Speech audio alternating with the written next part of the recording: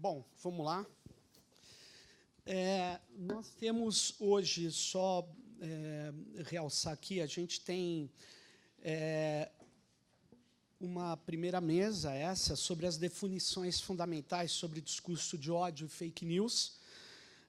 Depois a gente tem um coffee break, depois a gente tem o perfis alternativos, identidades múltiplas e robôs, que é uma discussão também bastante importante. E aí, à tarde, a gente tem detecção de fraude informativa, ação algorítmica. E a outra mesa de informação, a informação correta, vigilância e fact-checking. E a última mesa sobre o que as plataformas estão fazendo, né? Então, vai ser um dia bastante rico aí de debates. Então, vamos começar aqui. A gente tem, nessa primeira mesa, uma tarefa aqui de tentar encontrar definições sobre discurso de ódio e fake news, né? Então, o que motivou essa mesa são algumas perguntas como quais as definições de fake news são cabíveis, se é possível definir de modo objetivo os parâmetros da verdade no debate político, como evitar a censura no processo de discussão e reduzir os exageros interpretativos e a disseminação de mentiras na rede. E, por fim, quais as medidas democráticas são possíveis para detectar e conter discurso de ódio nas plataformas. Então, eu acho que vou passar aqui pela ordem para o Bechara e eu sugiro que você tenha... Aí, a gente tem 4 pessoas, todos estão com apresentação ou não? Não. Então, eu sugiro que a gente... Obrigado. Eu sugiro que a gente tente fazer aí 15 minutos para depois a gente abrir para uma conversa aqui. Por favor, Bechara.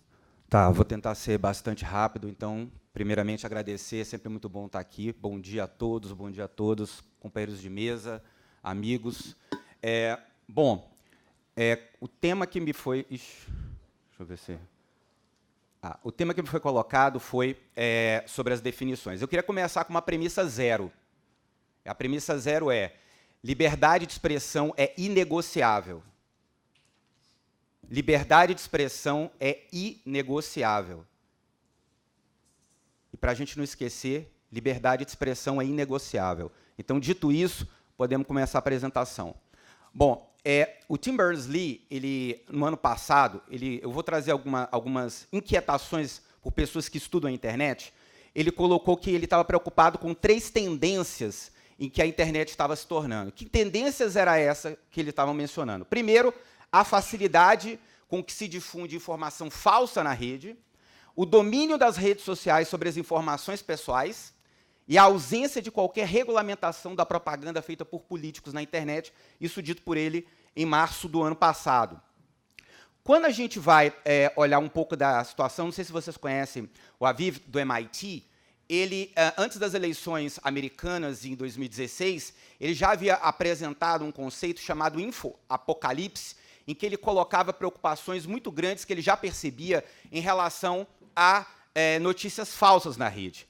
O que hoje ele está falando é que aquilo que a gente entendia como fake news está passando por um processo de evolução, inclusive tecnológica, com a utilização, por exemplo, da inteligência artificial, o deepfake, né, que não é apenas mais a questão de um texto que é colocado como se fosse um conteúdo verdadeiro jornalístico, não é, né, mas para tentar provocar desinformação, mas também imagem, vídeo, ou seja, inclusive de forma automatizada, o que ele diz que é possível através do phishing com laser automatizado e a criação dos próprios fantoches humanos, isso podendo criar um ambiente até de apatia da realidade por parte dos internautas. Essa discussão, o Tim Cook ele vem batendo boca com Mark Zuckerberg ao longo dos últimos dias por causa da situação da Cambridge, né, Analytica, e ele mesmo já coloca uma preocupação de que é possível ter uma regulamentação, ou se pensar em algo, né, além de simplesmente um modelo como nós temos hoje. Todo mundo sempre lembra do Brexit e dos Estados Unidos. Eu queria trazer aqui outros casos em que nós tivemos situações também bastante complicadas. Em Mianmar, por exemplo, o Marzuki Darusman, que ele é um presidente de uma instituição independente das Nações Unidas sobre Mianmar, ele falou que o Facebook tem desempenhado um papel determinante numa crise humanitária, ou seja, uma sociedade dividida, com mais de 600 mil refugiados fugindo por Bangladesh. Quando a gente pega a situação que aconteceu na Catalunha, essa jornalista, a Clara Jiménez, ela coloca também um ponto que eu acho que é cruel na questão da fake news, é que as pessoas estão dispostas a acreditar em qualquer história que favoreça o seu argumento. E essa é a grande perversidade da fake news, que a partir do momento que você tem uma visão de mundo, né, mesmo que você tenha uma noção de que aquilo ali pode ou não pode ser verdade, aquela informação que reafirma o seu posicionamento, você toma como verdadeira e circula. E ela disse que jamais viu nada parecido. Eu gosto muito do Jon Ronson, que ele trabalha muito numa linha de preocupação em relação àquelas pessoas que são humilhadas, principalmente, na internet, ou seja, uma pessoa que faz um comentário infeliz e que tem sua vida destruída por causa disso. Ele fala muito do caso da Justine Sacco, que é um dos exemplos, né, mas ele fala algumas frases interessantes. Estamos criando uma cultura em que as pessoas se sentem vigiadas, onde as pessoas têm medo de ser elas mesmas. E um dia alguém escreveu, o Facebook é onde você mente para os seus amigos, e o Twitter é onde você fala a verdade para estranhos. Né? E, entre outras frases que eu deixo aí para vocês com a apresentação. E a pergunta é, que mundo é esse? Um mundo em que a gente tem um presidente da nação mais poderosa do mundo, em que ele faz statements pelo Twitter. Ontem também nós tivemos um statement, né, do general no Twitter. Ou seja, que mundo é esse em que você tem um presidente, ele fala de guerra nuclear, ameaça uma outra nação que também foi provocada, quer dizer, em que a gente fica no meio de uma situação entre esses líderes. Bom, esse é um mundo em que, por exemplo, nós conhecemos a cidade de Veles, na Macedônia. Veles, na Macedônia, é uma cidade que tem 55 mil habitantes, eu não sei se a maioria das pessoas já ouviram falar de Veles, mas é uma cidade onde você tem uma grande produção industrial de fake news. Aqui, inclusive, a BBC fez uma matéria sobre a cidade que está ficando rica a partir do fake news, e eu queria voltar só para pegar aqui uma frase que eu achei maravilhosa, de um menino de 19 anos, que é um desses disseminadores que está ganhando dinheiro com isso. Ele fala assim, é claro que eu ganhei dinheiro publicando notícias falsas, mas o Google ganhou mais. E aí ele fala, a internet é um lugar livre, a mentira sempre existiu. São os leitores que precisam ficar atentos, checar aquilo que leem. O avanço das notícias falsas é culpa deles. 19 anos. Né? Esse é o aplicativo This is Your Digital Life, que foi o aplicativo que gerou aquela situação toda. 270 mil pessoas responderam a esse aplicativo numa pesquisa no Facebook, né, para fazer um teste psicológico, algo semelhante. Isso acabou espirrando para 50 milhões, né, de usuários que acabaram sendo capturados as suas informações para utilização em diversas finalidades, uma delas política. Né? E aí eu digo, nós estamos vivendo uma era da algoritmocracia. Né? O que é a algoritmocracia? Antigamente, o professor Laurie Lessig, ele falava, eu vejo o CAF aqui, ele falava que o código de programação é a lei, o code is law. Eu já acho que nós estamos numa evolução. O código de programação é mais do que a lei, é demonstração de poder. A algoritmocracia não é aquele sistema em que você tem um governo baseado em algoritmos, mas que você tem sistemas de algoritmos que fazem com que forças se manifestem e que, inclusive, produzam resultados políticos e sociais. E aí, num ambiente como esse, de isolamento ideológico, em que você tem aquelas ilhas de desconexão, não são ilhas de conexão, são ilhas de desconexão, você começa a ter problemas reais. Começa primeiro com a polarização, né, os ambientes de polarização. Depois, a gente passa por uma fase que é a fase da intolerância. Finalmente, a gente chega na fase da violência. Aí a gente vê tiro em caravana de partido político, a gente vê agressão na rua. É para esse mundo que nós estamos caminhando diante disso. Bom, e aí, então, o nosso marco civil da internet. Toda vez que vai falar de fake news, e aí começa a vir aquelas definições, sátira, o que é fake news? Não, eu não estou entrando aqui no conceito. Eu estou falando de um modelo artificial industrial produzido para fazer disseminação de informações falsas e promover uma manipulação de um determinado mercado ou democracia, ou seja lá o que for. Não estou querendo entrar, não, mas o sensacionalista... Não é nessa linha. Volto à premissa zero, liberdade de expressão inegociável. O Marco Civil da Internet, ele é de 2014, ele tratou de uma forma muito correta a questão da remoção de conteúdo, quando fala que para haver uma remoção de conteúdo tem que ter uma determinação judicial. Reparem que há uma exceção no Marco Civil. Ele permite que um conteúdo seja removido por ordem, não por uma ordem judicial, mas por uma notificação extrajudicial. Em que caso foi esse? Quando há violação da intimidade. Isso porque, em 2014, o Marco Civil ele foi concebido num âmbito de discussão em que você tinha, por exemplo, revenge porn. Haviam mulheres, meninas que estavam cometendo suicídio, enfim, que estavam tendo suas vidas realmente destruídas na comunidade onde viviam porque tiveram suas fotos e cenas de nudez ou de ato sexual covardemente espalhadas na rede social através de grupos de mensagem. Bom, será que se o Marco Civil da Internet fosse estar sendo discutido hoje, como que seria a influência, então, desse debate? Né? Porque esse era o momento. E nós estamos, quando você observa essa remoção de conteúdo e violação da intimidade, nós estamos tratando num ambiente mais fechado, num ambiente privado, em que eu tenho um incômodo em relação a uma informação, vou ao judiciário, em juizados especiais, a lei definiu que são juizados especiais, os juizados especiais são comumente conhecidos como juizados de pequenas causas, ou seja, o Marco Civil da Internet estava preocupado realmente com um ambiente mais privado. E, obviamente, desde os anos 40, né, a legislação penal brasileira trata dos crimes contra a honra. O que eu estou perguntando aqui é o seguinte, e a violação da democracia? Que é algo muito maior do que as relações privadas. Será que nós não estamos falando de um dano coletivo? Dano coletivo é muito utilizado num conceito do direito do consumidor, né, que é uma violação antijurídica de um determinado círculo de valores coletivos. A democracia é um valor coletivo. Né? Então, essa é uma preocupação que nós temos que ter. E aí vem a pergunta, o que fazer? Bom, eu tenho algumas propostas. A primeira delas é jornalismo na veia. Jornalismo na veia significa um jornalismo, independente de posição ideológica, um jornalismo profissional, um jornalismo de credibilidade. E o próprio Facebook publicou no jornal, impresso, né, o seu pedido de desculpas, a prova, né, de que realmente o jornalismo ainda faz sentido. Precisamos de uma legislação que proteja os dados, e essa lei está sendo discutida na Câmara e no Senado. O Brasil precisa de uma lei de proteção de dados, isso é importante, e responsabilidade pela plataforma. A responsabilidade pela plataforma, que eu vou colocar aqui, não é condenar a tecnologia, mas eu vejo aqui o Léo, que é um jornalista. Você tem cara, você tem rosto. Se você falar alguma coisa, você tem responsabilidade. Os veículos de comunicação, historicamente, têm responsabilidade editorial. Erram? Claro que erram. E tem que, muitas vezes, responder por isso, assumir isso.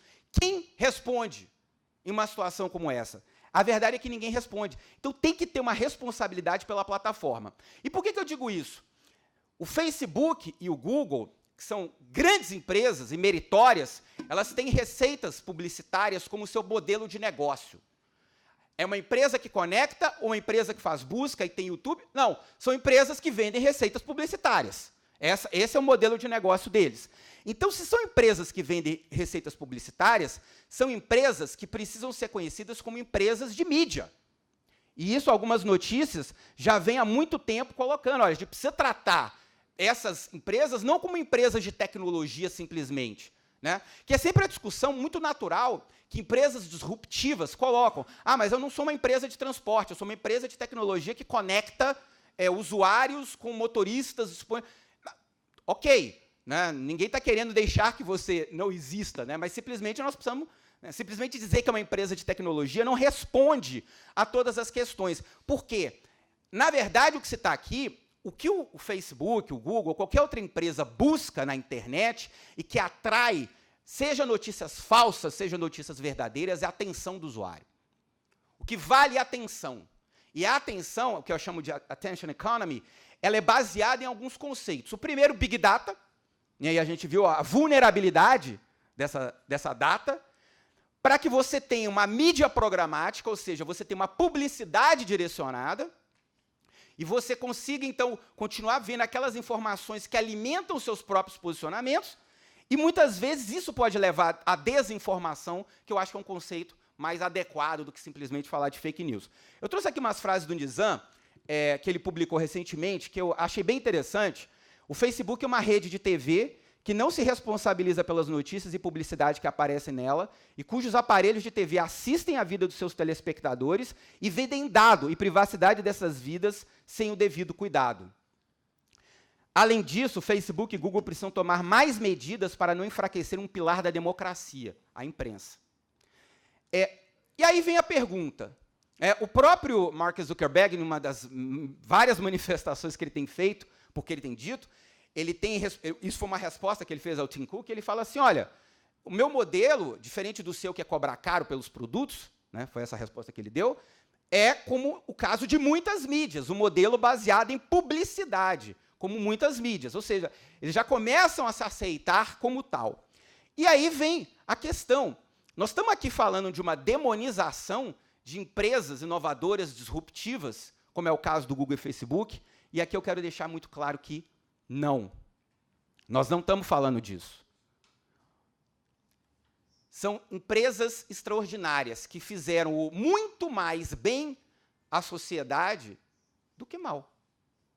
É impensável hoje a vida de qualquer pessoa sem uma ferramenta de busca, não necessariamente do Google, mas uma ferramenta de busca, ou conteúdos distribuídos como YouTube, uma rede social, que tiveram várias, mas que conseguiu chegar ao nível do Facebook. Então, na verdade, o que nós estamos precisando não é demonizar empresas. E esse é o último slide. Nós estamos precisando salvar a internet dela mesma. Existem vários conceitos que estão sendo colocados. Inteligência artificial, blockchain, nós estamos simplesmente no começo de uma revolução digital. E é muito natural que, nesse longo aprendizado, a internet ela está ocupando muito pouco tempo do espaço da nossa história.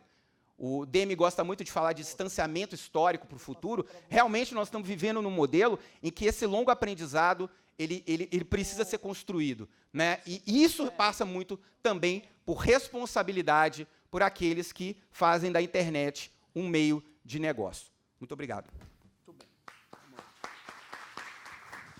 Muito obrigado, Marcelo Bechara. E agora eu vou chamar aqui o Leonardo Sakamoto para fazer 15 minutos a sua colocação. Posso chegar por aqui mesmo? Pode, eu acho que o que você preferir, Sakamoto. Se você quiser falar ali ou aqui, tanto faz. Tá bom, ficar por aqui. Bem, okay.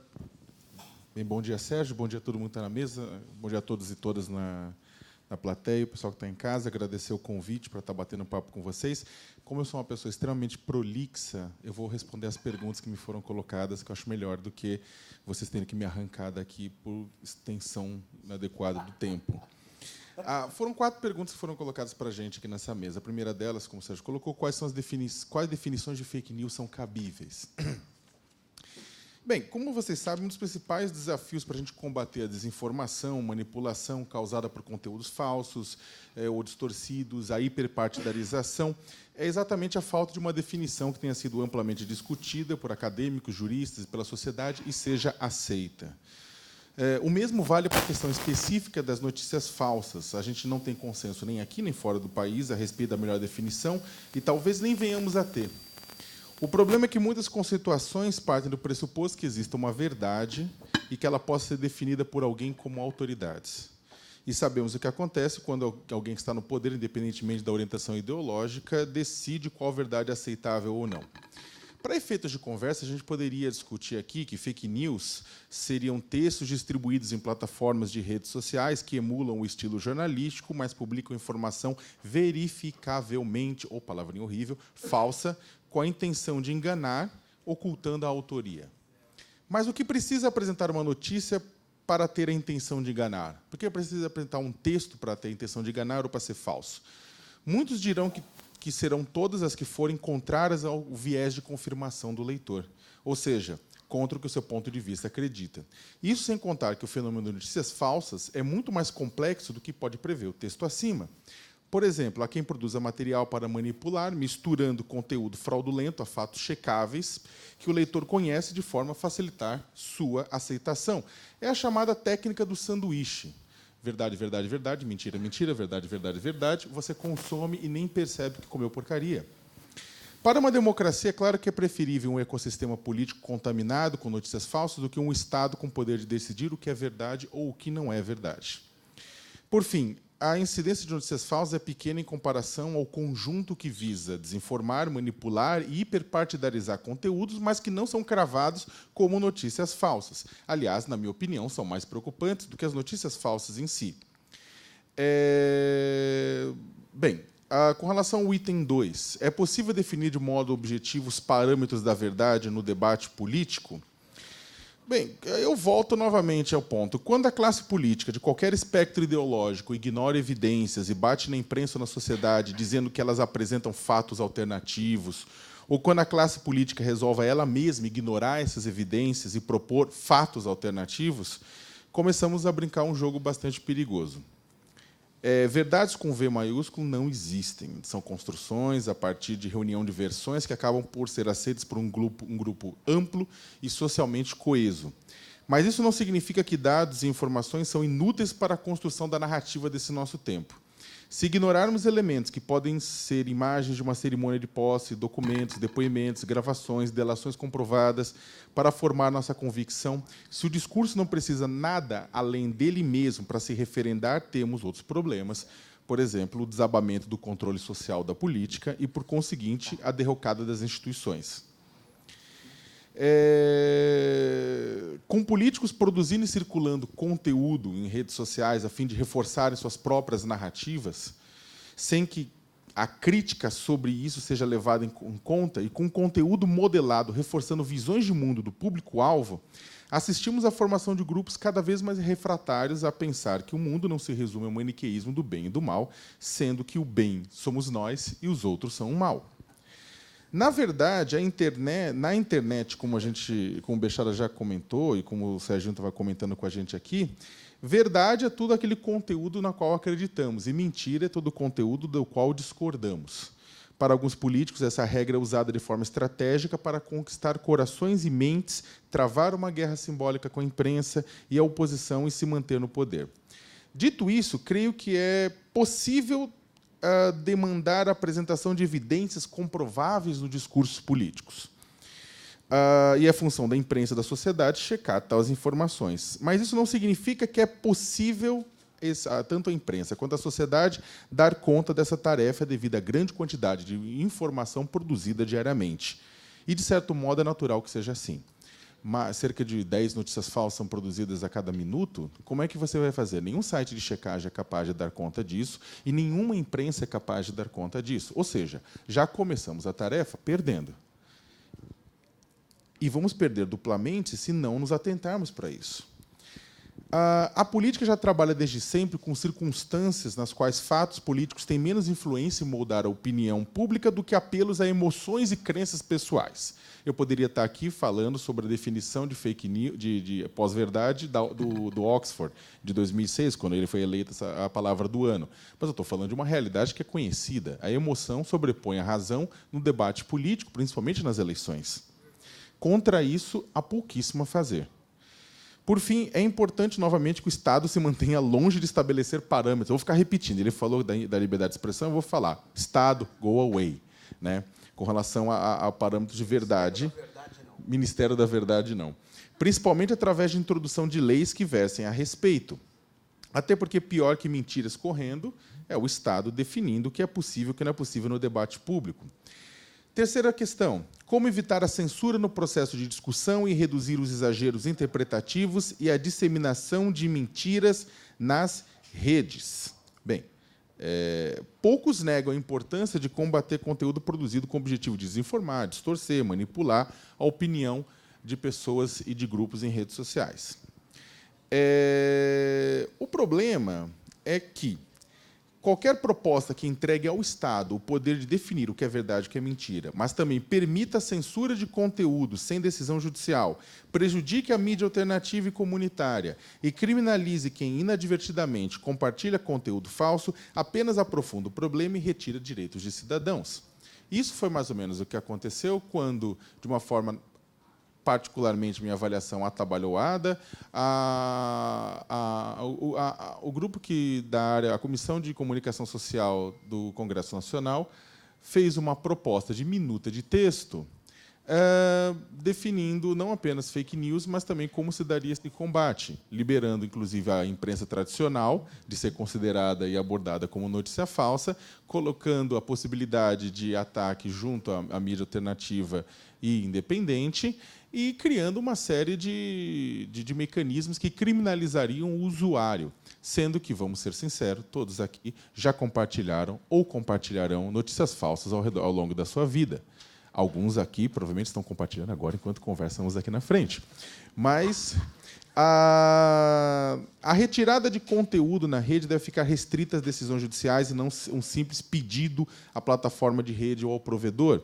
Considerando o baixo índice de alfabetização midiática, com uma população, em sua maioria, sem ferramentas para discernir o que é um fato real do que é o conteúdo fraudulento, mas também levando em conta que existem processos de manipulação extremamente desenvolvidos, capazes de enganar até quem desbarata notícias falsas por profissão, criaríamos, se a gente fosse por esse caminho, leis e regras feitas não para funcionar. Ou pior, funcionar apenas para uns, de forma discricionária, bem ao gosto de representantes do Estado brasileiro.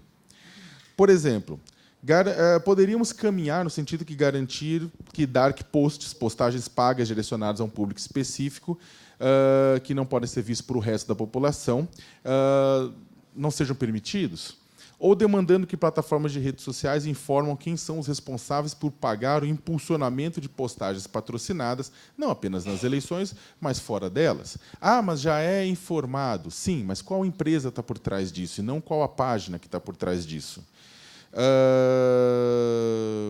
E abrindo portas, evitando com isso que a gente abra portas para o cerceamento à liberdade. A palavra-chave para isso é aumentar a transparência. Caso o Brasil esteja interessado em combater a questão das notícias falsas, tem que aumentar a transparência radical, e não criação de limites, porque todos os limites vão ter problemas. A transparência também, mas é que nem a democracia, é o menos danoso dos sistemas políticos. Não é o melhor. O melhor não existe. Olha, eu falo isso por causa de experiência própria. Em 2015, anúncios do Google apareciam no topo de resultados de busca com meu nome. Eles levavam a um link de um site conhecido de desinformação, Folha Política, que reproduzia o texto de um outro site de desinformação, Ceticismo Político, de Luciano Ayan, que estava envolvido, inclusive, com as calúnias ligadas à vereadora Marielle Franco, executada no Rio de Janeiro, dizendo que eu recebia milhões para defender o governo do PT, contas que eu nunca achei até hoje, se alguém achar, por favor, informe. Eu estou precisando. O que não era verdade. Após uma investigação legal que durou 1 ano, nós descobrimos que o anúncio havia sido pago pela JBS Friboi.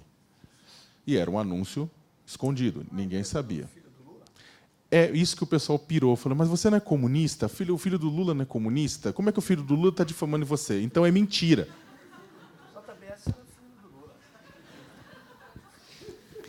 Bem, não foi o primeiro caso, nem o último que eu apanhei online e offline, literalmente, porque, como você comentou, eu apanhei offline. Eu fui esmurrado na Avenida Liberdade, eu fui cuspido em Pinheiros. Cuspiram na minha direção, depois de gritar volta para Cuba, filho da puta. Falaram desse caso do dinheiro. A mulher errou o cuspe por meio metro de distância. Ela estava meio metro de mim e errou o cuspe, o que prova inequivocamente que paulista não tem mira. Mas por mim, seria fácil, portanto, defender a retirada desses sites de antemão, a censura desses sites, porque eu sou vítima direta de tudo que acontece e tudo que aconteceu. Mas seria uma estupidez do ponto de vista democrático e o embrião da criação de um monstro. Por fim, quais medidas democráticas são possíveis para detectar e conter o discurso de ódio nas plataformas de relacionamento? Pois bem, o direito ao livre exercício de pensamento e a liberdade de expressão são garantidos pela Constituição e pelos tratados internacionais que o país assinou. Então, sim, a liberdade de expressão tem que ser preservada e ser colocada de uma forma a não sofrer ataques, porque é um direito fundamental. Mas, como todo direito fundamental, a liberdade de expressão não é absoluto. Ela tem que ser defendida à torta e direito, mas ela não é absoluto, porque não há direitos absolutos. Nem o direito à vida é absoluto. Se fosse assim, se você matasse alguém em legítima defesa, você iria para a cadeia por 20, 30 anos, mas não é o que acontece. porque você estava em defesa da sua própria vida mediante um ataque de terceiros. A partir do momento que alguém abusa da liberdade de expressão, indo além de expor a sua opinião, atribuindo crimes a quem não cometeu, espalhando ódio, incitando a violência, isso pode trazer graves problemas à dignidade humana. Mas aí tem um porém, que a liberdade de expressão ela não admite censura prévia. Ela não admite censura prévia. Ou seja, apesar de alguns magistrados não entenderem isso e darem sentenças aqui e ali para calar biografias, para calar reportagens, propagandas, movimentos sociais, a lei garante que as pessoas não sejam proibidas de dizer o que pensam. O que nos leva a um outro lado da moeda. As pessoas são, sim, responsáveis pelo impacto que a divulgação de suas opiniões causa. E toda pessoa que caluniar, difamar, injuriar, já está sujeita, por lei, a sofrer consequências, pagar indenização, ir para a cadeia, perder o emprego, ter candidatura cassada. As plataformas digitais elas podem ser orientadas a agir diante de denúncias de ódio e intolerância, agindo de acordo com a legislação brasileira e não a norte-americana, que ela é mais permissiva com relação a isso. Diante da denúncia de usuários, devem verificar imediatamente se o caso ele pressupõe um crime de ódio, que vamos considerar aqui como um crime que incita violência física ou psicológica contra indivíduos ou grupos de minorias em direitos, e retirar esse conteúdo do ar. Caso um usuário tenha repetidas vezes utilizado sua conta em plataforma digital, a Justiça deve garantir a remoção do perfil ou página, se esse perfil ou página só se prestar a esse tipo de comportamento. Acontece, contudo, que isso é o extremo. As próprias plataformas deveriam considerar a remoção desse conteúdo de ódio nas suas regras de comunidade. Elas estão previstas, só que estão previstas de uma forma muito leve em comparação ao tamanho do problema. O exercício das liberdades ele pressupõe responsabilidade. Aqui eu não estou falando de notícia falsa, eu estou falando de propagação de ódio. Não vamos confundir questão de notícias falsas com questão de propagação de ódio. A propagação de ódio mantida num provedor, sendo replicada numa página de alta visibilidade, pode causar efeitos nefastos. Se causava efeitos nefastos comigo, um indivíduo, que não sou negro, não sou mulher, não sou indígena, ou seja, não estou no grupo de minorias em risco, imagina quando isso afeta esses grupos. Não estou falando com isso para que os provedores tenham capacidade ou possibilidade, qualquer pessoa possa denunciar. Estou só falando que deve haver uma varredura em cima daquilo que é considerado como postagem de ódio. Ou, se isso for impossível, se isso não for desejável, que a Justiça crie canais para resposta rápida com relação a esse conteúdo de ódio, uma vez que a manutenção deles por mais de 24 horas pode causar impactos que saem do controle. Agora, tem um ponto que é o seguinte, aí eu termino minha participação, que meu tempo acabou. Isso, de qualquer maneira, como eu falei, é enxugar gelo, uma vez que o Facebook recebe milhares de denúncias todos os dias, por exemplo. Portanto, eu investiria em atacar não a consequência, mas a causa desse processo. A gente, como sociedade, neste momento, ao invés de ficar tentando secar a água que está vazando da torneira, a gente deveria tentar fechar a torneira ou, pelo menos, controlar o seu fluxo. Reduzir a ultrapolarização política, garantir espaços para o desenvolvimento de empatia, garantir, através de debates e discussões, o aumento da pluralidade nos algoritmos que controlam as timelines, alfabetizar para a mídia e para o diálogo os mais jovens e regular as plataformas, como eu já falei anteriormente. É um processo demorado, mas é o único que realmente pode gerar uma saída. Qualquer outro pode levar à criação de um monstro. Obrigado.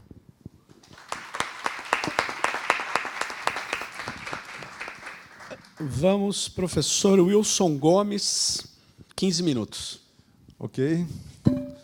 Bom dia, cumprimento a mesa, todos os presentes, os que nos assistem por aí, no mundinho digital.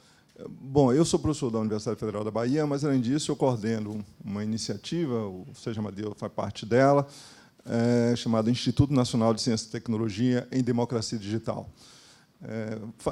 Os Institutos Nacionais de Ciência e Tecnologia em Democracia Digital são iniciativa do Ministério da Ciência e Tecnologia, com apoio da CAPES também, e financiam 100 institutos brasileiros, que formam grandes redes de pesquisadores especializados num tema específico. O nosso tema específico é democracia digital, e governo eletrônico, e política, e meios. Então, nós trabalhamos com isso há muito tempo. Então, fake news não é um tema provavelmente novo. Agora mesmo tem uma aluna terminando uma tese de doutorado sobre fake news. Só que o tema, de repente, rompe na esfera pública. Os temas vêm. Não é? Nesse caso, há 2 semanas, eu nunca dei tanta entrevista sobre fake news quanto ao redor do episódio da execução de Marielle Franco e de Anderson Gomes, justamente porque nós temos coisas que são excepcionais nesse caso. Nós temos agora um deputado, eu vi hoje no Jornal da Manhã, um deputado sendo processado na Comissão de Ética da Câmara dos Deputados por ter divulgado notícia falsa. Portanto, por ter sido sujeito comprometido, engajado em divulgar notícias falsas sobre a Marielle Gomes. O Gomes é o Anderson, misturando os Gomes, o Anderson Marielle Franco. E, ao mesmo tempo, nós tivemos notícia que há 2 semanas haveria um processo do Comissão Nacional de Justiça, alguma coisa assim, sobre a desembargadora do Rio de Janeiro, do Tribunal de Justiça, que também contribuiu para a campanha de difamação através de divulgação de notícias falsas. E o argumento de ambos, seja o deputado, seja da desembargadora, foi que, na verdade, eles distribuíram notícias sem checar. A responsabilidade deles era essa, não ter checado. Quando, na verdade, num dos sites de distribuição de notícias falsas, a desembargadora aparecia como uma fonte. Era ela que fazia a declaração, que era o objeto. Então, é circular o processo, qualquer coisa serve. E nós pegamos 2 figuras centrais, sem falar num delegado que também entrou nessa história de divulgar notícias falsas. Então, e algumas horas depois da notícia do ataque, do assassinato de Marielle Franco, já havia em operação uma indústria da produção e distribuição de notícias falsas, com endossos importantes de autoridades do campo político, do campo jurídico, que agora está acontecendo no Brasil. Mas tivemos um fato diferente dessa vez. O jornalismo. Quem diria? Funcionou. Foram os jornalistas que foram atrás, descobriram, detectaram, foram atrás da notícia. Primeiro, exibiram essas pessoas que tinham feito, as autoridades que tinham se metido nessa encrenca, exibindo o fato disso, constrangeu-as, inclusive no Fantástico. O espaço do Fantástico é um espaço complicado para segurar reputações contra o Fantástico. E, depois disso, vários jornais fizeram notícias, até chegaram à fonte disso, o ceticismo e as figuras aqui já mencionadas, como fonte de fake news. Então, de repente, era possível ter feito isso em outras ocasiões. Nesse caso, especificamente, o jornalismo funcionou e nós descobrimos. Então, é um fato excepcional com relação a fake news. Por isso que fake news, de repente, é o pretinho básico da discussão sobre a política em mundo digital, sobre democracia digital, etc. Não era, agora é. Eu espero que fique por algum tempo, porque nós precisamos pensar sobre essas coisas. Definições. Eu não tenho soluções, Sérgio Amadeu, desculpe, eu sei que vocês estão interessados em soluções, como regulamentar, como regular, como controlar. Eu não sei isso.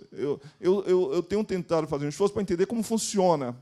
Claro. E por que funciona, que é o mais importante. Definição. Definição, Sakamoto apresentou uma definição, que é a definição que funciona bem. Claro, está vendo exagero. Dilma disse que o mecanismo é fake news. Então, até ficção agora já virou fake news, é a produção de fake news, etc. E tem um fenômeno, a filósofa Simone Chambers esteve no meu departamento na semana passada, há 2 semanas, fez uma palestra muito interessante sobre fake news, por acaso, e ela disse que falava de uma outra instância que eu não conhecia, que é o chamado fake news.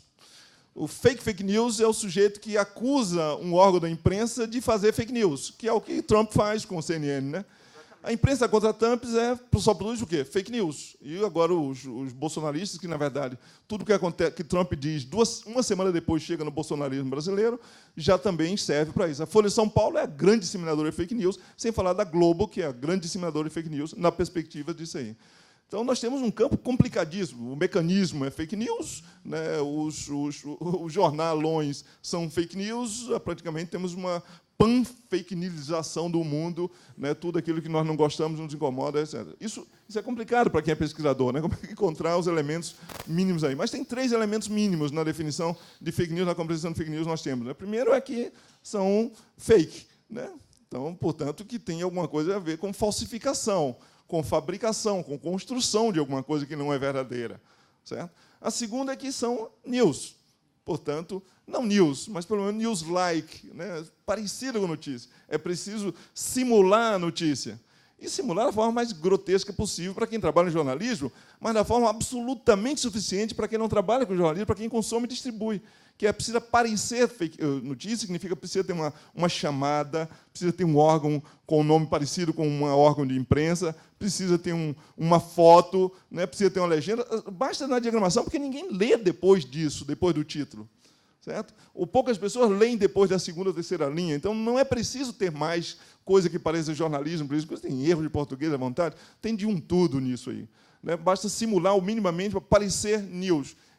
O que é suficiente para que eu possa levar para o meu formigueiro digital. Né? Eu sou formiguinha digital, aí pego, levo para o meu formigueiro.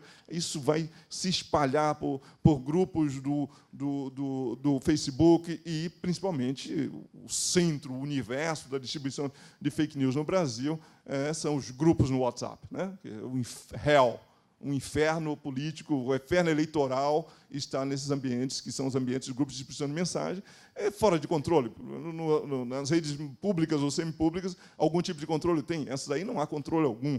Então, aí estão disseminados bastas coisas. Então, são duas características, falta a terceira. A terceira já está dita aqui. Tem que ser digital. Né? Mentira, difamação existe desde sempre. Né?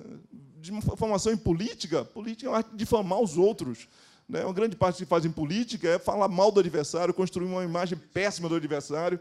E, se for com a base de mentira, de invenção de que ele está aliado com o príncipe inimigo, né, que, na verdade, a mulher dele não é dele, etc. Mas se conhece isso desde sempre. Quem estuda política conhece isso. A diferença está no fato que isso é feito para distribuição digital e nas circunstâncias da vida digital hoje. Né? Isso não funcionaria em outro momento, do jeito que funciona hoje, em que nós somos todos hiperconectados, todos aqui têm uma ou duas plataformas neste momento no bolso aqui, né? Uma ou duas formas de conexão. Eu mesmo já achei aqui, né, a rede aberta e já entrei nela. Né? Vocês todos estão nessas formas. Então, todos estão hiperconectados. Ninguém desliga mais essa coisa. Por que serve um celular desconectado? De vez em quando a gente lembra que celular é para falar, mas é chato falar no celular. Né? Essas plataformas não são para isso, são para se comunicar o tempo todo, estar todo o tempo conectados. Então, nessa condição de vida em que nós estamos hiperconectados e que nós precisamos desses materiais. E aí vem a coisa difícil. Né? Como regular isso? Tem como regular isso? Como pode regular isso? Bom, o grande obstáculo significa a vontade humana e as características políticas contemporâneas. Tem muita razão em muitos lugares. Né? A Pew Research fez 2 relatórios enormes recentemente sobre fake news, informações falsas, discurso de ódio, etc. Então, está tudo lá. Mas a questão, na circunstância brasileira, o que tem de peculiar nas nossas circunstâncias que explicam por que as pessoas precisam da sua dose diária de fake news? Né? Porque elas são necessárias e porque é tão difícil ser um obstáculo à vontade das pessoas. É essa coisa. Então, narro rapidamente uma anedota agora, vindo de Uber para cá, e o motorista de Uber, naturalmente, tem que puxar a conversa, porque é muito chato ficar solitário num carro, pergunta, e aí, Lula vai ser preso hoje? Eu olhei para ele, né, dei uma risada, falei, vai ser hoje? Aí ele olhou, desconfiado, e faz a segunda questão. A primeira questão é puxar assunto e estabelecer uma intimidade, uma cumplicidade. Né? Em outros tempos seria, você viu o Palmeiras ontem? Né? Agora não mais. Lula vai ser preso hoje, porque isso aí já dá para fazer aquilo que na Bahia se chama a brodagem fundamental. Né? Aí já somos brother, né? E depois a gente vai falar de outras coisas. Como eu hesitei, a pergunta seguinte é uma checagem de onde eu estou, para ele ver se ele pode continuar ou não. Né? E a pergunta foi, você não é petista, não é? Então, já pergunta no negativo, parece alemão oferecendo comida. Né? Você não quer mais, não é? Não, você não é petista, não é? Quase para confirmar assim. Não, eu torço para o Vasco. Aí ele falou, como assim? Falei, não, é porque, na verdade, eu não torço politicamente. Eu resolvi que eu só ia guardar a minha energia assim, de torcedor para o esporte, para o futebol. E com o Vasco já é tanto sofrimento, preciso sofrer também em política, né? Preciso entrar nessas coisas. Interessamos por aí. Mas a conversa era essa, ele solicitava de mim uma posição, né? E ele não precisa ter informação política, depois fomos checando, não tinha a menor noção, achava que hoje acabava tudo, o mundo ia ser transformado, ia ser renovado, etc.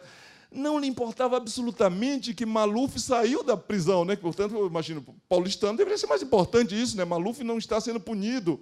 Gente, Maluf não está... Não, não importa isso. O importante é Lula. Por quê? Porque toda a nossa libido existencial, toda a nossa coisa está colocada hoje. Hoje é o grande dia na face da Terra, né?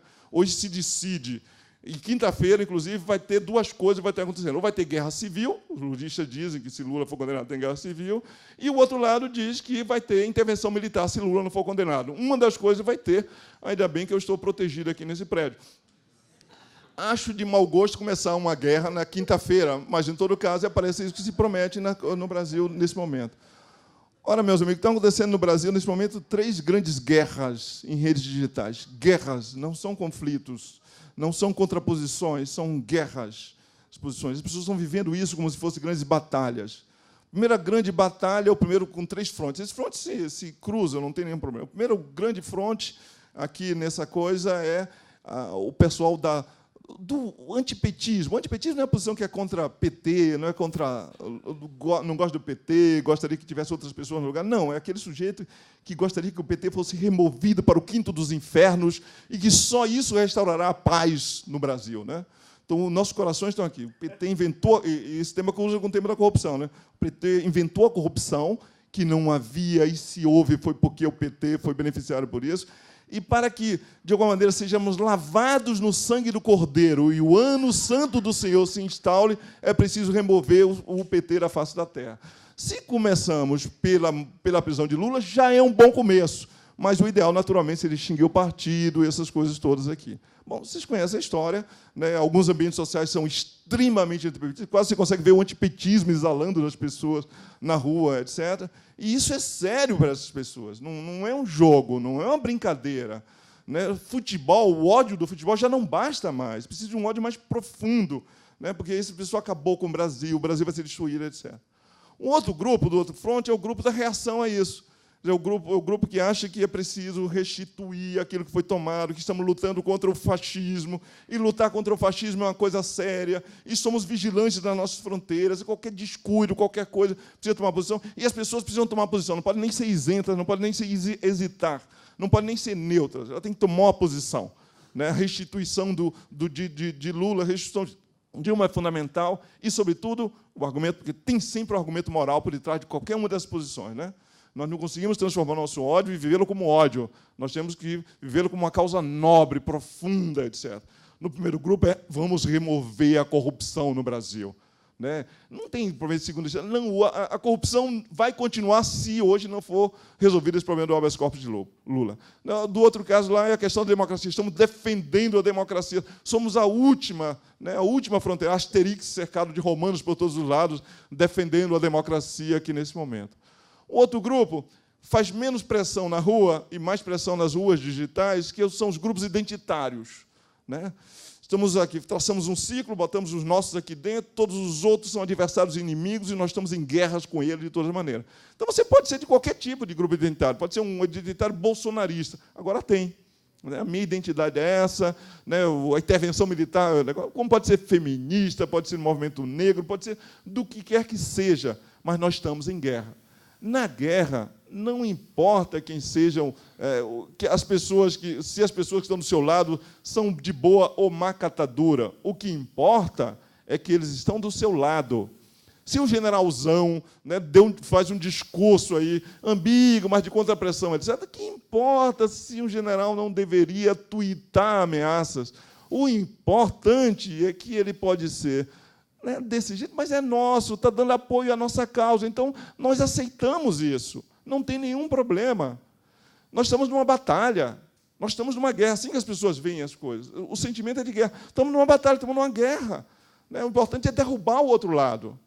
Nessas posições, o fake news e o discurso de ódio, aí eu junto as duas coisas, Sakamoto, convergem. Convergem. Porque, afinal de contas, para que serve a fake news nesse contexto?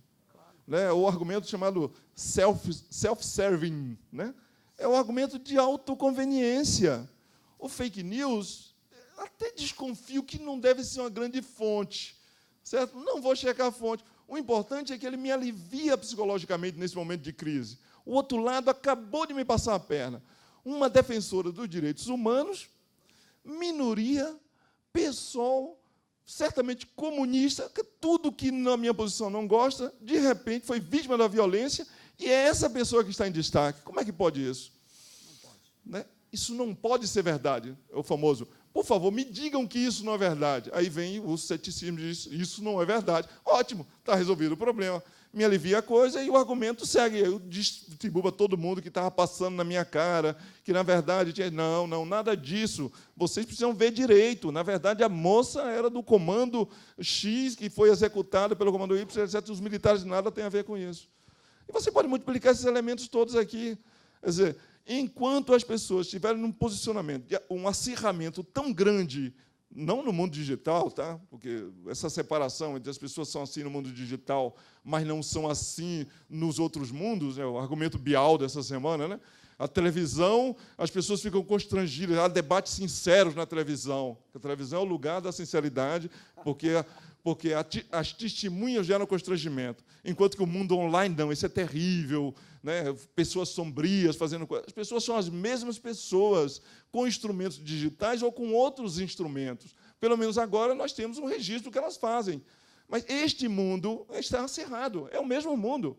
Certo? Enquanto as pessoas estiverem nessas condições de recepção, fake news vão prosperar, servem aos discursos de ódio e às posições de ódio. Porque, meu amigo, na guerra vale tudo. O importante, qual a saída disso? Bom, essa guerra tem que acabar um dia. Né? Por enquanto, eu olho, prescruto, eu tenho até sou pesquisador, portanto, vivo disso, tenho até um cercadinho de feios, sujos e malvados no Twitter, onde eu separo todos os perfis assim, mais anti-direitos humanos, homofóbicos, racistas, etc., só para eu sentir a temperatura do outro lado. A gente precisa monitorar todos os lados, porque senão a gente fica na bolha, e é preciso ver o que acontece além da bolha. É terrível, só aumenta. Essas coisas, as posições estão cada vez mais distantes umas das outras. O centro desapareceu. Não tem mais ninguém no centro. Não sei como vai ser candidatura para falar para o centro, porque não há mais centro político brasileiro. As pessoas estão nos extremos, e cada vez mais empurradas para os extremos. É nessas condições que o fake news propõe. Um último argumento, disseram assim, mas o jornalismo, o colega disse, o jornalismo poderia, eventualmente, curar isso. No episódio de Marielle, mostrou que o jornalismo pode fazer alguma coisa por isso.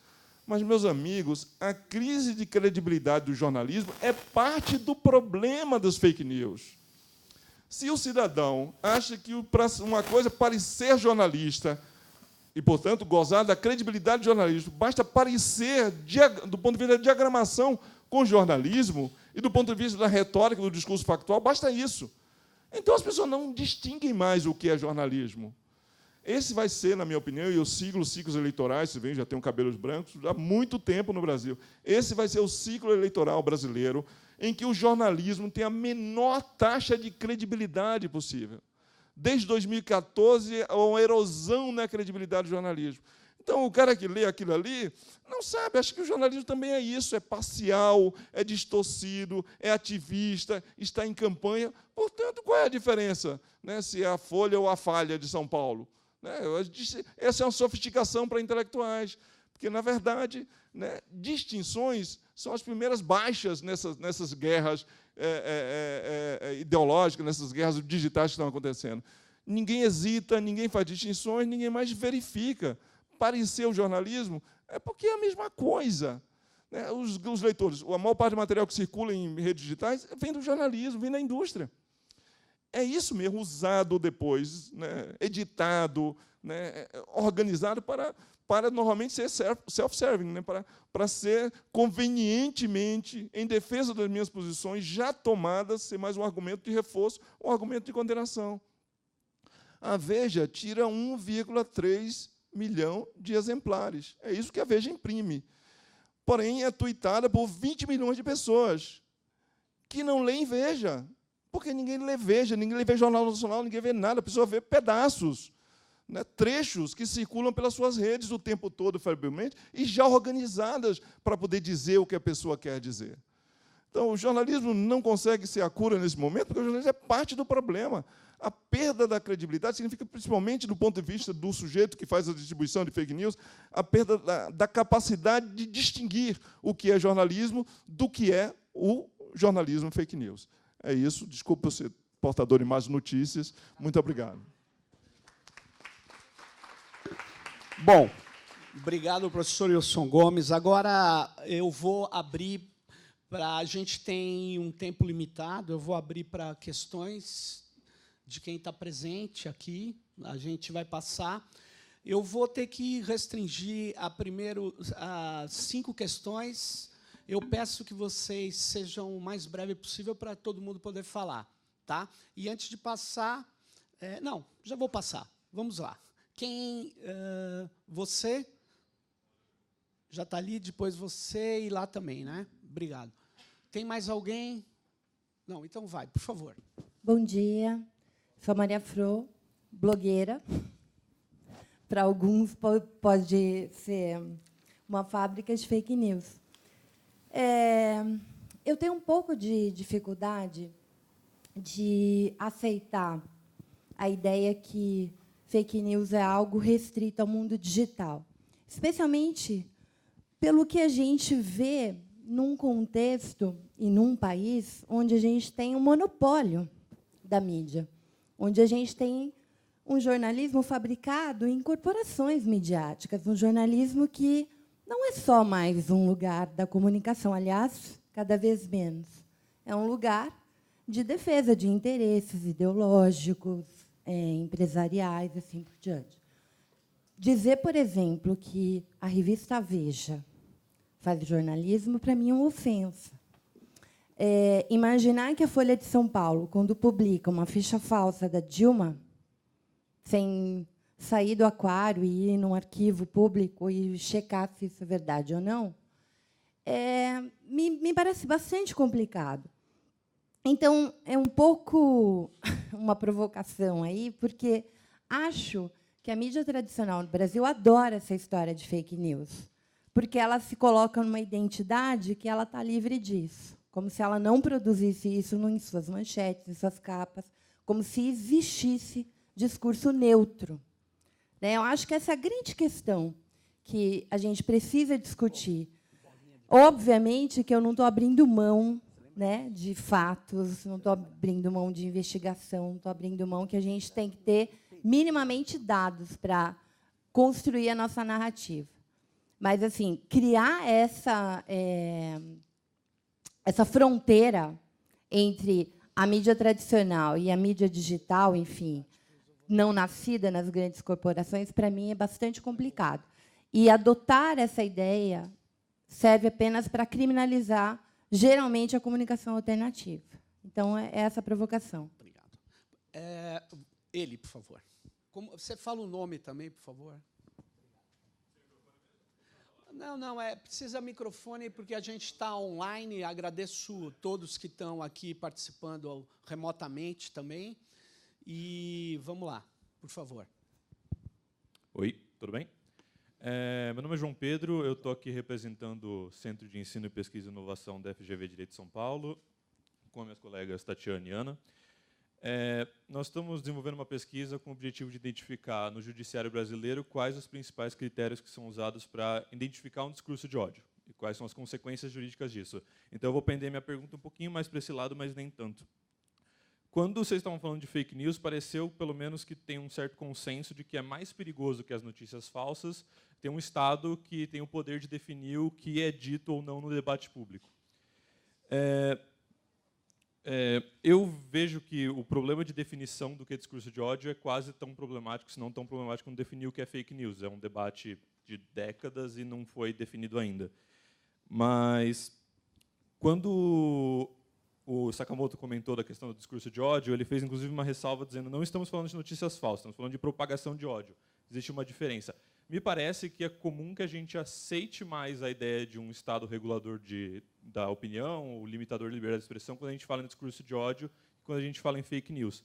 Mas me parece também que o problema de definição e o problema de autoritarismo ou discricionalidade é praticamente igual. O Sakamoto, inclusive, eu vou fazer uma citação dele num texto que ele publicou no blog dele sobre violação de direitos humanos no Enem no final de 2017, ele fala que muitos interpretam opiniões com críticas feitas por terceiros como discurso de ódio e, ao mesmo tempo, acreditam que os discursos de ódio que eles mesmos proferem são apenas críticas e opiniões. Ou seja, ódio é tudo aquilo com o qual não concordam. Eu queria entender, da posição dos membros da mesa, qual é a grande diferença do discurso de ódio e desse problema de definição do discurso de ódio para o problema de definição da fake news, que faz a gente ser mais confortável com a ideia do Estado regulador nesse caso? Obrigado. Obrigado. Tá. Lá no fundo, depois eu peço... quem mais que estava aqui? São 3 pessoas aqui depois. Não? Se tiver tempo, eu te passo. Tiago, vai. Por favor. Bom dia. Bom, meu nome é Mariana, eu sou doutoranda em Ciência Política e estou aqui com a equipe da relatoria também. Eu queria fazer uma pergunta ao professor Wilson, mais especificamente. O senhor falou sobre a falta de credibilidade que a imprensa está sofrendo ou tem passado desde 2014 para cá. Eu posso entender que essa falta de credibilidade pode influenciar ou deixa a imprensa... A imprensa não vai influenciar tanto numa possível... Se tivermos eleições esse ano... Então, se antigamente a imprensa era uma variável importante nas eleições, caso nós tenhamos eleições, ela perde essa importância como variável decisiva ou não? Bom, obrigada. Obrigado. Por favor, aqui na frente. Não estou enxergando direito, mas tudo bem.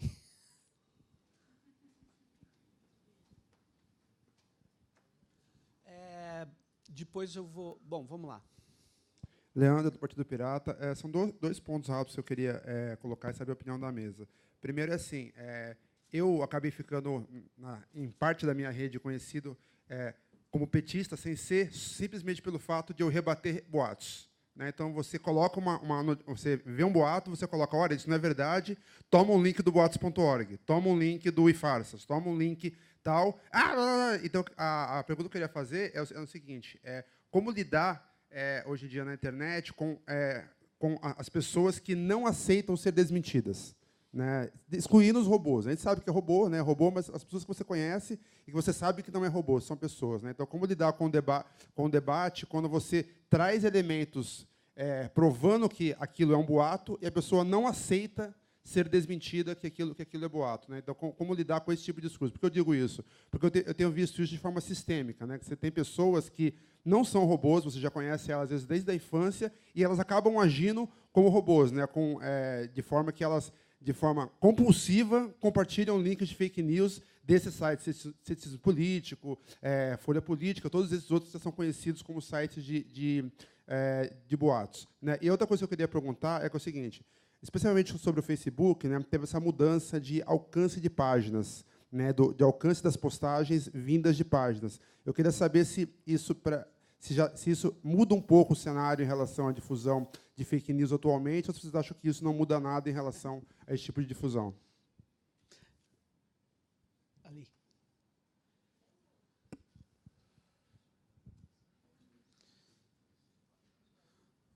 Bom dia a todos e todas. Queria primeiro parabenizar o evento. Acho que é fundamental a gente conseguir fazer... Muitos debates estão acontecendo sobre fake news em diferentes espaços, né? A gente tem acompanhado bastante os do Congresso Nacional.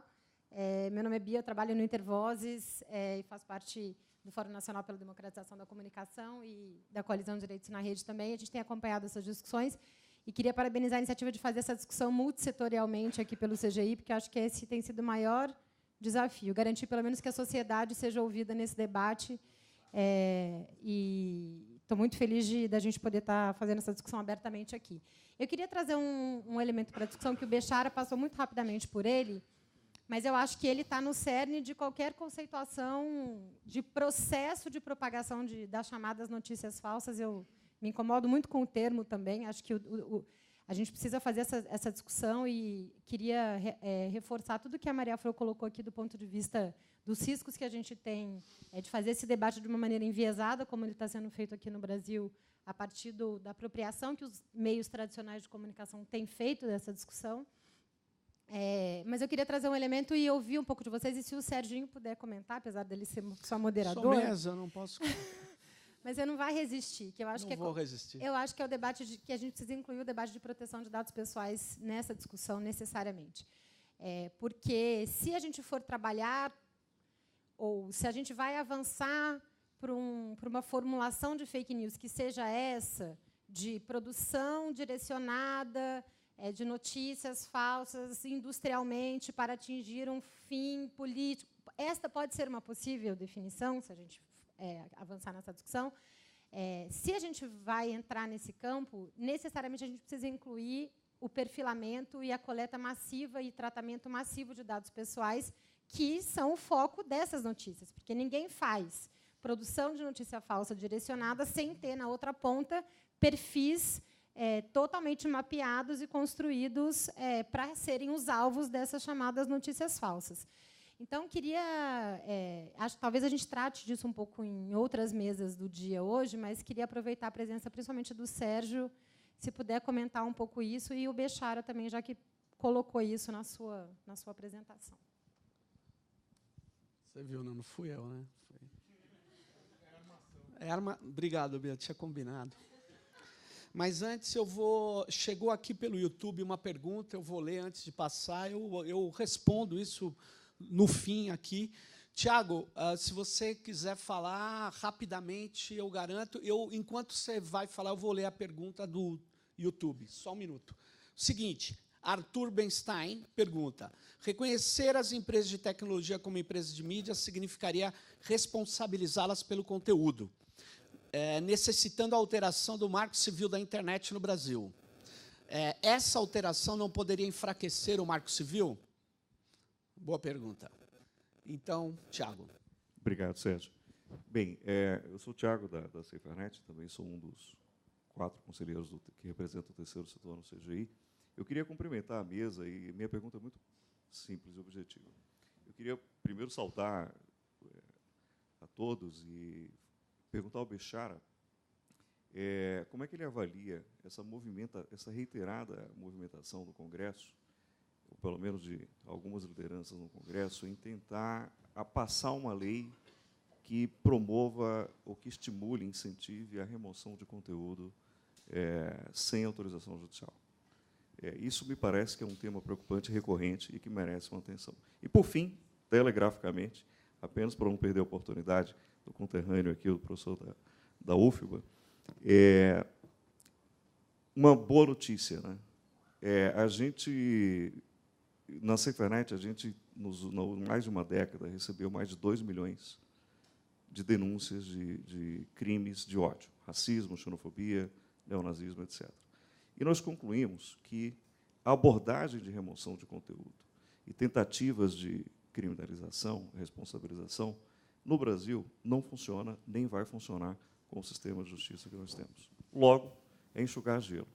Daí decidimos apostar numa nova abordagem, que é a produção de contranarrativas, sobretudo envolvendo jovens de 16 a 25 anos, convidando esses jovens para que eles assumam o protagonismo na construção dessas contranarrativas.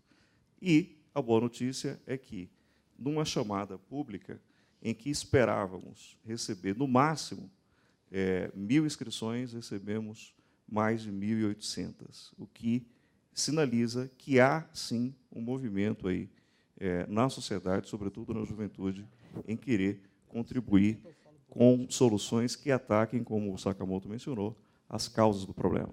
Obrigado, Tiago. Vamos lá. Vou passar rapidamente para a mesa. Então, vamos lá, Bechara. Uau, sua pergunta muito boa mesmo. Eu vou tentar passar por todas sem consumir o tempo. Mídia digital versus mídia tradicional. Eu não gosto dessa dissociação. Mídia é mídia. Tá? A mídia tradicional hoje ela é muito alimentada por informações digitais, inclusive de usuários que estão na rua, conseguem chegar na informação antes do jornalista, do repórter. Eu não faço essa distinção. Quando eu falei aqui da fake news, eu não gosto dessa palavra, eu falo desinformação, eu não quis me atentar sobre muito essa linha do o cara que fala meia-verdade, por pior que seja, mas sim de uma indústria, em algum modo, internacional, para desestabilizar democracias. A minha preocupação é no sentido amplo, principalmente no ano em que o nosso país tem uma eleição. Mas só uma coisa interessante, depois que isso aconteceu nos Estados Unidos, o Wall Street Journal e o New York Times aumentaram o número de assinaturas do digital. Eles cresceram, porque depois ficou claro, né, aquele conceito de pós-verdade, que ainda é uma coisa mais de eufemismo ainda, aquela mídia tradicional cresceu no digital, né? Então, por isso que eu não vejo essa separação. Fake news versus discurso de ódio. É claro que conceituar isso é muito difícil, mas eu acho que o discurso de ódio, né, pelo aquilo que eu entendo, é algo que você consegue detectar como crime de uma forma muito clara, né? Isso já aconteceu várias vezes na internet, né? A nossa jornalista Maju, ela foi um dia inteiro no Twitter sendo chamada de macaca de todos os quantos nomes, entrou na justiça, processou, e não foi a única, estou dando exemplo de uma jornalista lá da Globo, mas várias outras situações. É inaceitável, né, qualquer tipo de preconceito, isso tem que ser reprimido, e eu até mostrei, eu acho que nós já temos legislação que dá conta de fazer isso. Eu sei que tem atualizações em relação à questão da homofobia, e de outros tipos de preconceito, mas hoje não é possível que o Estado não dê resposta a isso como discurso de ódio. Eu acho que isso é uma coisa, pelo menos na minha opinião, mais evidente de se destacar. Credibilidade jornalística. A internet ela colocou em xeque todas as indústrias. Todas as indústrias. Não existe uma única atividade humana, nem a primária da agricultura, que não passe por uma transformação por causa ou em razão da internet ou menor medida. E o jornalismo é a mesma coisa, né? E eu acho que essa situação que nós estamos vivendo, essa discussão de fake news, assim como aconteceu nos Estados Unidos, pôde resgatar um pouco desse papel do jornalismo, vai acontecer, e eu acho que, de certa forma, tem acontecido no Brasil. Quando eu falo jornalismo, não é papel impresso, mídia tradicional, estou falando de todo tipo de jornalista, mídia independente, ou seja, quem tem informação e queira levar informação. Como lidar com as pessoas que não aceitam ser desmentidas, né? Falaram muito de robôs. Teve um estudo, uma pesquisa da Science, que saiu na semana passada, em que eles basicamente fizeram alguns questionamentos e eles detectaram que a fake news ela propaga de 6 a 7 vezes mais do que as notícias verdadeiras. Mas que, do ponto de vista de uso de robôs, as duas têm o mesmo uso de robôs do ponto de vista equilibrado. A gente tem a impressão que tem mais robô em fake news, mas não foi isso que a Science colocou. Para isso, eu acho que checar fatos, existem alguns sites, não precisa procurar o da Veja ou do G1, não. Você tem o boatos.org, existem alguns sites, vai lá, e eles têm tentado, pelo menos, cumprir um papel importante. Todas as vezes que eu vejo uma informação bizarra, por exemplo, o boatos.org já colocou, eu só dou o link, né, para a pessoa, se ela não quiser continuar acreditando, aí realmente para esse tipo de coisa não tem salvação. A Bia fez uma pergunta importante, proteção de dados. Eu acabei passando rapidamente mesmo, porque isso daria um outro evento. A proteção de dados ela é fundamental. Fundamental. O Marco Civil da Internet passou isso de uma forma muito rápida ali no dispositivo, já dando ali, mostrando que naquela época já havia uma importância com a questão da privacidade. Só que é preciso algo mais estruturado. A lei dos crimes informáticos acabou vingando por causa da Carolina Dickmann, né? O Marco Civil da Internet ganhou força por causa do Edward Snowden. Eu acho que a lei de proteção de dados vai ganhar força por causa da Cambridge Analytica. E, sim, quando fala de proteção de dados, nós temos que falar de consentimento. É o consentimento do que pode ou não pode fazer com os seus dados. E aí eu acho que, realmente, eu não acredito, né, que alguém vá dar consentimento para receber qualquer tipo de coisa que não seja devida e adequada, e, com isso, nós vamos ter algum instrumento, né, mais adequado para combater isso. O Arthur perguntou sobre empresas de mídia. Pelo amor de Deus, não. Não é responsabilizar plataformas pelo conteúdo, tá? Inclusive, o Marco Civil da Internet já diz isso, né? As plataformas só são responsabilizadas pelo conteúdo de terceiros se, a partir de ordem judicial, não a cumprem no tempo adequado.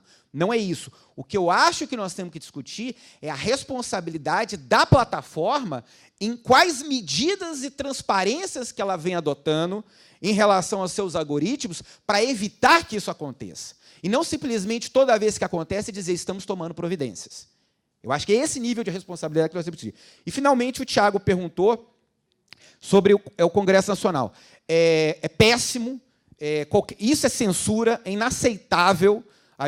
Qualquer tipo de remoção, o Marco Civil já endereçou isso, inclusive, só Sakamoto fazendo a correção, não foi o Conselho de Comunicação Social, foi 2 ou 3 representantes do Conselho de Comunicação Social que queriam aprovar isso no Conselho, mas a maioria não deixou. mas ficou parecendo que foi o Conselho. Mas era uma tentativa de aprovar no Conselho. Não foi, graças a Deus, aprovado no Conselho de Comunicação Social nenhuma proposta como essa. Obrigado. Valeu. Obrigado. Vai lá, Sakamoto. Vou tentar falar resumidamente. Muito bem. É difícil, mas vou tentar. É difícil, vou tentar. Bem, eu comecei falando na minha apresentação de que eu não acredito numa definição de fake news, eu não acredito que a gente vai chegar numa definição de fake news que seja largamente aceita. Então, até porque eu acho que o problema em si é muito maior do que a questão de fake news em si, e diz respeito a um ecossistema de desinformação, manipulação e hiperpartidarização, sendo que essa última palavra é a mais importante de todas. Vivemos um ambiente extremamente tóxico e hiperpartidarizado, e que, sem isso resolver, não vai resolver o resto. Agora, eu também acredito, é uma opinião minha, né, eu respeito a opinião da Fro e da Bia, que falaram a respeito da questão do fake news, da imprensa. Agora, eu vejo, quando a gente fala de fake news, notícias falsas, eu acredito num fenômeno extremamente contemporâneo. É claro que, se você for pegar, boatos são anteriores ao Império Romano. É claro que a mentira e a manipulação na imprensa nasceram com a própria imprensa contemporânea. Se você for pegar as histórias na Inglaterra do século XVIII, são interessantíssimas. Tem alguns jornais que nasceram para contar mentira e boato. Por quê? Porque vendiam. E as pessoas queriam ler aquilo e queriam acreditar naquilo. E se você for pegar as redes de comunicação, os grandes monopólios, nos Estados Unidos e no Brasil ao longo do século XX, você vê manipulação à torta e direito, e mentira e tudo isso mais.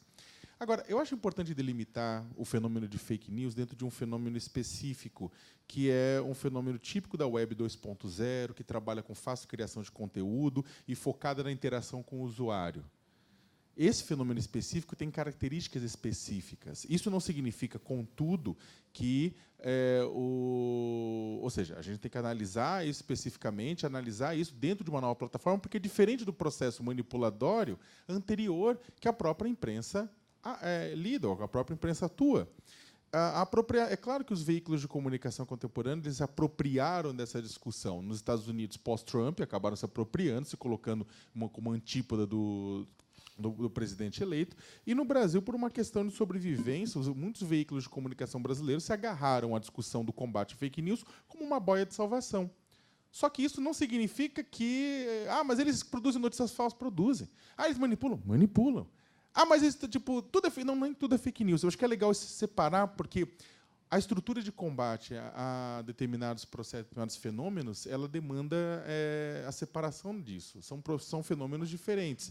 Eles podem se apropriar e utilizar as redes sociais, inclusive, para deturpação disso. Agora, o fator da interação, o fator da facilidade de criação, o fator de você não precisar mais de grandes polos com grande capital para produzir e circular isso, muda bastante o cenário, né? Agora, eu acho que é o seguinte, a questão do discurso de ódio, eu trabalho muito... Se você quiser resumir tudo que eu acredito, é claro que as pessoas consideram ódio tudo aquilo que vai contra as suas crenças. Quando eu falo não acredito em Deus, eu sou ateu, as pessoas, meus leitores, falam está pregando ódio. Eu falei, aonde? Mas não importa, eles vão falar que eu estou pregando ódio porque eu disse que Deus, na minha opinião, não existe, né? Aí ele fala, olha, é fake news, Sakamoto está falando fake news porque está dizendo que Deus não existe. Eu tenho vontade de cortar os pulsos nessa hora. Porque, na verdade, a questão é até anterior. É por isso que ele fala da necessidade de formação básica, né? As pessoas, não é que as pessoas não sabem o que é fake news, as pessoas não sabem o que é news. Vamos ser bem sinceros, as pessoas não sabem diferenciar notícia de opinião. Às vezes o jornalista também não sabe, produz a mesma coisa junta. Mas as pessoas não sabem a diferenciação de notícia de opinião, é anterior. As pessoas apontam para uma opinião, uma análise econômica, como é fake news, porque não concorda com o viés de interpretação da vida dela. Tu fala, isso é mentira. Eu falo, não é mentira, é minha opinião. É mentira, porque foi contra a minha opinião. Então é anterior. Existe uma formação de mídia que é anterior, que a gente perdeu, pelo menos, eu acho que particularmente, cá entre nós, que a gente perdeu uma geração. Mas tem como a gente fazer isso atuando em formação básica. Agora, a questão do ódio, ela trabalha com a aniquilação do outro. Essa é a palavra que tem que estar lá. A questão de pregar a aniquilação do outro. Aniquilação física, psicológica do outro, né? Eu não estou dizendo que não há intersecção, eu estou dizendo que o processo não é simples e que não se conecta fake news com ódio, com tudo isso. Mas eu estou falando que as questões que pregam a aniquilação do outro são um crime previsto na Constituição brasileira. Não que as fake news também não possam causar crimes, mas algumas fake news não causam crimes ou não vão contra a lei. Agora, a questão específica do ódio vai. E aí que está. O Estado brasileiro precisa regular isso, judicialmente. Né? Não tem como. Isso aí a gente vai ter que agir, porque isso aqui diz respeito a preceitos fundamentais. Eu sou contra a judicialização da vida cotidiana, mas eu sou contra, mais ainda, grupos que são já vulneráveis sofrerem pela incompetência da justiça ou a nossa incompetência de encarar novas tecnologias. Então, isso aqui vai ter que ser resolvido e criar fast track para a resolução disso. Por fim, eu acredito que a gente precisa, como eu falei, eu terminei minha apresentação falando que atacar no varejo fake news ou ódio, tudo isso, é enxugar gelo. Concordo com isso, concordo com todo mundo que colocou isso, que eu falei que se a gente não atuar para combater outra polarização política, gerar empatia, distender processo, a gente não vai resolver, a gente vai ficar aqui discutindo e não vai resolver. Então, a solução ela passa por uma solução externa. Há soluções internas, eu coloquei algumas aqui, questão de regulação mínima, questão de como lidar com o direito de resposta, questão de como retirar conteúdos, como que a justiça vai para acelerar e catalisar processos existentes. Agora, o Brasil, acredito que já há legislação suficiente para combater ódio. É claro que há outros processos judiciais, outras coisas correndo, o PL 752 da Maria do Rosário, do Assis Mello, entre outras. Agora, eu acho que é possível a gente avançar no processo com uma baixa interferência na vida cotidiana, desde que a gente consiga interferir na dinâmica maior da vida cotidiana. A gente não precisa proibir no varejo o que a pessoa vai publicar ou não publicar, mas a gente precisa, o Estado e os principais atores políticos, partidários ou não partidários, precisam, neste momento, vir a público para distender. Se não distender, a gente não tem um país. Não é que a gente não vai ter uma internet saudável, a gente não tem um país. Muito bem. Professor. Eu vou falar rápido, porque consome muito tempo, questão de justiça de fala. Vou me restringir a dois aspectos apenas aqui na resposta. Acho que esse seminário continua, a gente pode continuar conversando. Primeira coisa, só um esclarecimento, Maria. A minha ideia não é que fake news sejam restritas ao mundo digital. As pessoas difamam outras pessoas. Estamos falando de difamação. Difamação política, difamação de toda natureza. Isso, na política, isso coexiste com a política. A difamação como parte da luta política, etc. Legítima, não legítima, etc. A difamação faz parte disso. Tá? Difama-se por todos os meios possíveis e imagináveis. Eu falei da disseminação. Fake news, pelo menos numa definição mínima que hoje se usa, agora se começou a estudar isso seriamente, inclui, naturalmente, o fato de que o material, o conteúdo é pensado para ser disseminado online. Qualquer material pode ser disseminado online, inclusive aquele que é produzido pela indústria, televisão, rádio, tudo é disseminado online. É isso, é o meio principal de disseminação. Então, ele é fake news quando ele é pensado para isso. O termo tem sido usado para isso. Nos Estados Unidos, já se usava o termo fake news para notícias mentirosas, para além disso, em ciência política. Tá? Ultimamente, o termo da moda, e por isso que no Brasil ficaram com o termo em inglês fake news, para distinguir da difamação em geral ou da notícia falsa plantada e tal em geral. Então, fake news tem sido usado para isso, como o inglês parece mais moderninho, parece mais online e tal, ficaram com isso. Não, eu também não gosto. Mas é a velha difamação. É a velha difamação política, que também é crime, eu acho, né? Ou, pelo menos, deve ser um delito e tal. A gente pergunta assim, não, mas não deve intervir e tal. Vejam só, peguemos o caso da Marielle. Não é certo que alguém fizesse alguma intervenção para conter aquela onda de difamação da pessoa, na verdade, de assassinato de reputação de uma pessoa que é feito naquele momento? Não, no mínimo, esforços que não precisam ser necessariamente legais, mas que são muito, muito importantes, chama de produção de constrangimentos, que é o que se faz também online. Isso. O jornalismo, ao exibir e ao mostrar quem estava por trás daquilo ali, quais eram os costumes, que havia indústria, que havia hábitos por trás daquilo, produzia constrangimento sobre os atores que estavam envolvidos. De alguma maneira, a punição de Alberto Fraga, a punição da desembargadora, a punição do delegado, já chegaram na forma de constrangimento. Certo? Se chegar ainda na forma legal, ou na punição por causa da Casa Legislativa, duvido, ou por causa digamos, do Conselho Nacional de Justiça, que eu também duvido, não importa, mas o constrangimento já foi realizado, e o constrangimento é uma arma política importante para rebater esse tipo de coisa. Com relação ao discurso de ódio, veja, eu acho que tem que fazer uma distinção aqui, que eu acho que é importante, sobretudo para quem é da área jurídica, não é o meu caso. Discurso de ódio é uma coisa, é um termo específico, né? Tem um crime de ódio, discurso de ódio, inclusive, vem do discurso jurídico americano, desse mundo jurídico americano. Tá? Então, o discurso de ódio, portanto, deveria ser restrito a isso. Crimes de ódio, discurso de ódio, e, nesse caso, há boas definições sobre isso, né? Sobre humilhação de minorias, sobre tem legislação para isso. A outra coisa é o ódio político. Esse que dissemina caudalosamente em ambientes digitais, e nem todos os ambientes, inclusive no Uber. Né? Em toda parte o discurso, o ódio está presente. Esse discurso se materializa em redes digitais, se materializa em qualquer coisa. As pessoas estão decidindo politicamente no Brasil, meus amigos, nesse momento, com ódio no coração. Elas estão escolhendo a opção A e querendo fazer qualquer coisa para que a opção B não vença, por ódio, estão com raiva. As pessoas estão decidindo com raiva. Esse é um problema. Isso envenena todas as relações. E, aí, de fato, aí vem a terceira coisa. Quer dizer, o que pode fazer contra isso? Meus amigos, não há como impedir, proteger as pessoas do seu próprio desejo. Não há. Nesse momento, as pessoas desejam a extinção do outro lado, etc.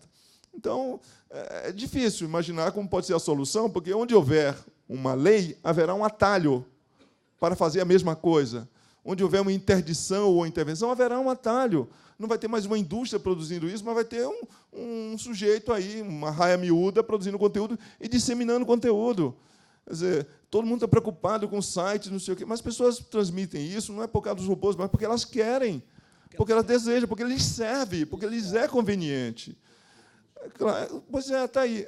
Você diz, mas tá bom, mas também o fato de você distribuir veneno aumenta para envenenamento. É verdade, mas isso não vai parar por isso. Por exemplo, todo mundo está preocupado com fake news. Eu estou preocupado com as startups de ódio político. Né? MBL, companhia, etc., que são empresinhas criadas como startups. Aí, né? Tem o modelo de negócio de uma startup nesse negócio, bem-sucedidas, inclusive, muito bem-sucedidas, e que estão aí, né, nesses ambientes e tal. Vamos criminalizar? Não, aparentemente o ódio político não é crime. Tá certo? A gente preferia que o ódio político não houvesse ódio político, que as pessoas conseguissem tomar decisões políticas com maior serenidade, ainda que política é uma atividade competitiva. Mas não precisamos virar todo schmittiano, né? Que política é a arte de distinguir o inimigo do amigo, e, portanto, não é guerra, é só política. Né? Então, o meu conselho para o sujeito do Uber, volte a torcer, né? Era muito mais divertido, desde que você não fizesse a tocaia para o outro adversário. Então, torcer era melhor quando era só esporte, mas a torcida feroz, aí é complicado. Solução? No momento, eu vejo só um caminho, assim, que é o caminho que eu acho que é fundamental, que é o que me pergunto, por que pessoas como Sakamoto, Maria Fro e outras pessoas ocupam as arenas digitais? Por que perdem tempo com isso? Né? Sofrendo, acusações, podem estar fazendo coisas melhores da sua vida. Não é pelos likes, não é pela visibilidade, não é por nada disso, porque a visibilidade produz também tem do bom e do mal, igual o colesterol. Né? Pelo menos não seria cuspido em pinheiros. Mas a questão é, por que as pessoas fazem isso? Porque é preciso disputar o mercado da interpretação política. É preciso ter vozes razoáveis. É preciso injetar alguma racionalidade nesse sistema. Porque senão enlouqueceremos todos. E a política não ganhará com isso. Então, se quer uma opinião, go public, go online, entrem online, vão lá fazer o corpo a corpo com isso. Né? Oferecer uma contraposição. Mas não vão, por favor, né, com a faca no pé no peito e faca na bota, porque disso a gente já tem muito. Né? Mas pessoas para discutir mais serenamente está em falta.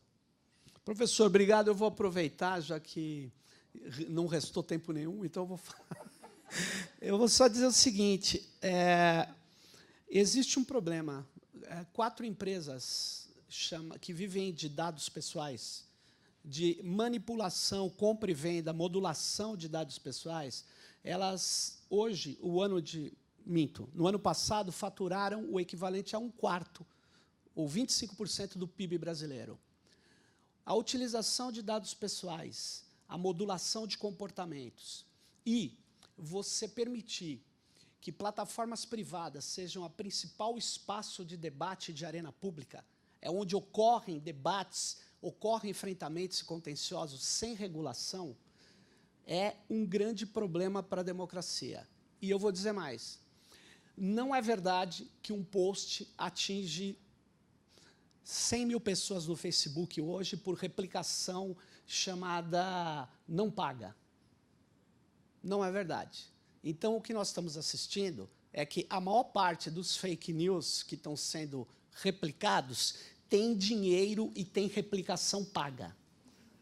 E termino aqui reiterando uma coisa que eu tenho falado e também é uma coisa absurda.